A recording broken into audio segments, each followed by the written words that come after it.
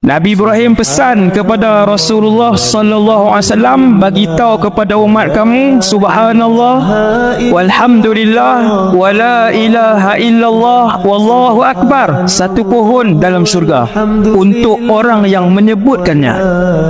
Kalau sebut di hati saja tanpa mulut, tetap diberikan.